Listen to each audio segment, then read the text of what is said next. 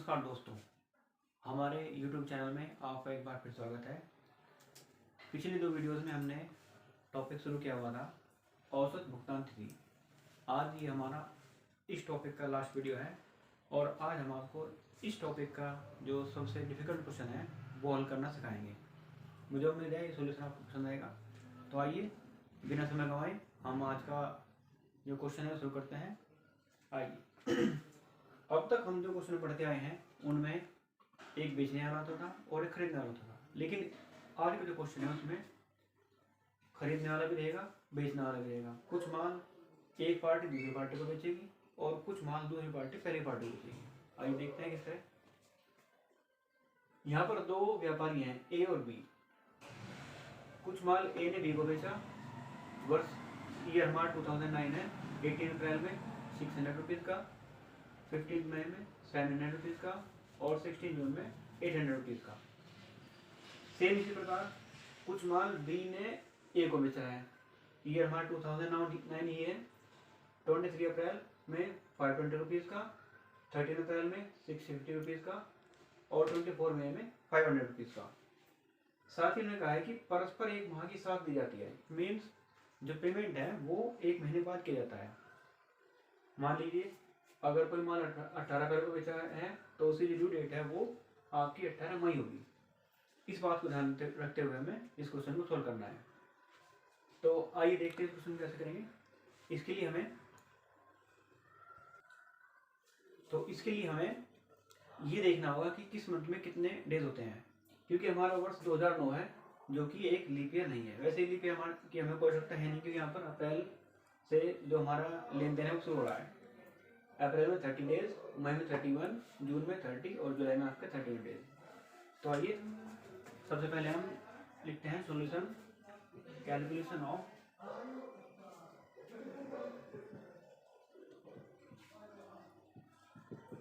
Average due date base first point.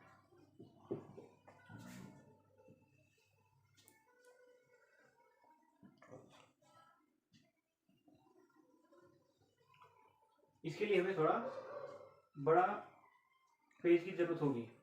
हम क्या करते हैं, 6 कॉलम आपकी इस साइड और 6 कॉलम आपकी इस साइड।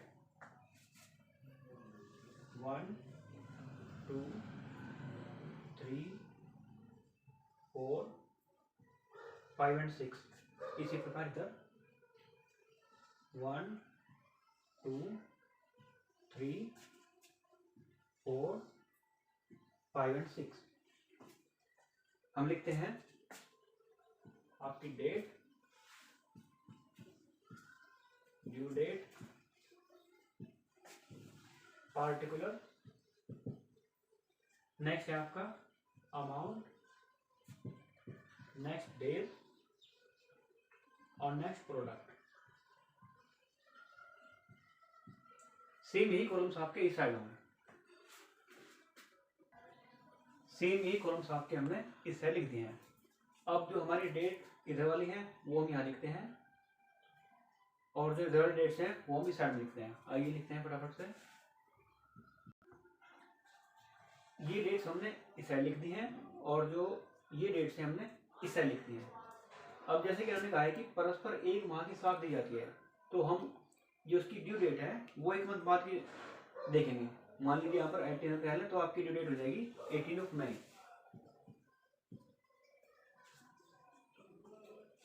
इसी तरह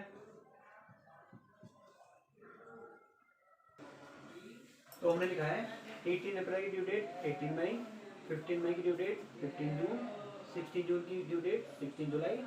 इस साइड में आपकी 23 अप्रैल की ड्यू डेट 23 मई, 13 अप्रैल की ड्यू डेट 13 ऑफ मई, 24 मई की ड्यू डेट 24 ऑफ जून। अब जैसे कि हमने लिखा है बेस फर्स्ट पॉइंट, तो हमें डेज की कैलकुलेशन करनी है, लेकिन उससे पहले हम अमाउंट लिख लेते हैं। जो ये अमाउंट है आपकी यहाँ लिखनी है और जो ये अमाउंट है आपकी वो इधर लिखनी है। तो हमने ये जो हमारे अमाउंट थी हमारी 600, 700, 800, 600, 700, 800 यहाँ पे लिख दिए और 520, 650 और 500 हमने यहाँ पर लिख दिए हैं। यहाँ पर आप लिखेंगे टू सेल्स।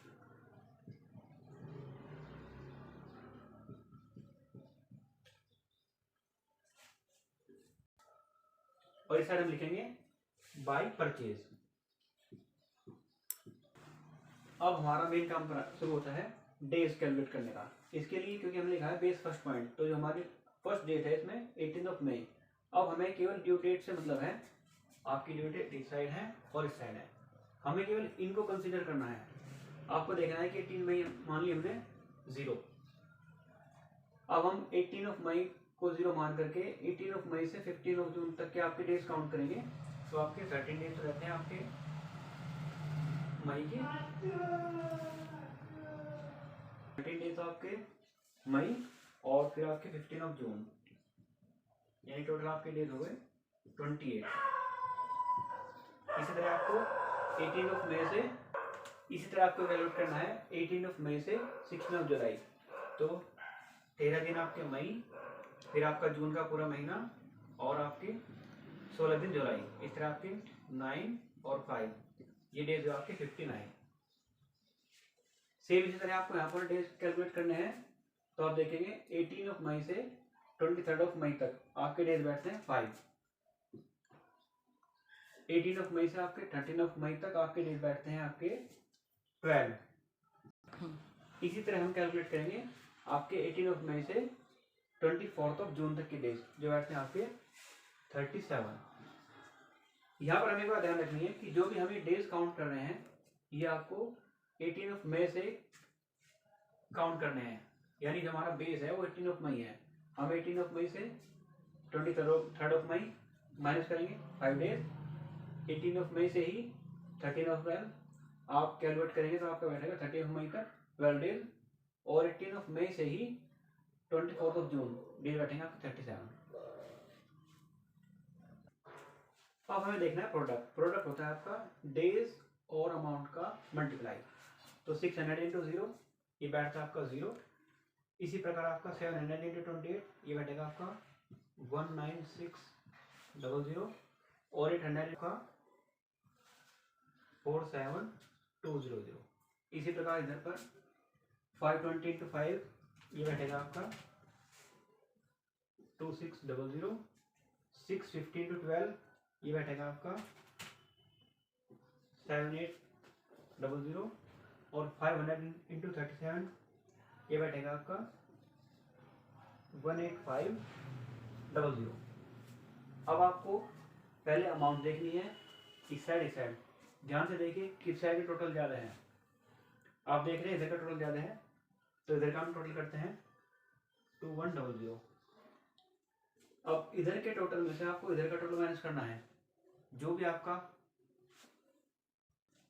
जैसे कि आप देख रहे हैं इस साइड का टोटल है हमारा 2100, और इस साइड के अमाउंट का टोटल है आपका 1670। क्योंकि ये कैलकुलेशन बहुत ज़्यादा है इसलिए हमने आपको शॉर्ट में समझाने के लिए यहाँ पर लिख दिया है। जो हमारा डिफरेंस है 430 ये हम यहाँ पर लिखते हैं, और यहाँ पर लिख लीजिए आप पार्टिकुलर वाले कॉलम में बैलेंस। सेम इसी प्रकार आपको प्रोडक्ट वाले दोनों कॉलम्स का टोटल करना है, इस साइड का भी और इस साइड का भी। ये देखते हैं कि किस साइड का टोटल आपका ज़्यादा बैठता है।